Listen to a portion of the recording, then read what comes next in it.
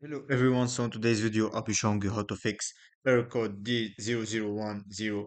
We had an issue connecting, please go back and try again in Minecraft. So it's likely because server-side problem, not from you, but to make sure it's not from you, just go here, make sure that you have internet connection, make sure it works fine on another website, and then go here, search for the task manager, and under OpenJDK platform binary, click on Minecraft and then end task and try to open it another time. If that didn't work, it's likely because of this server side problem. So just try to switch between your accounts, try another Xbox account and then log back again.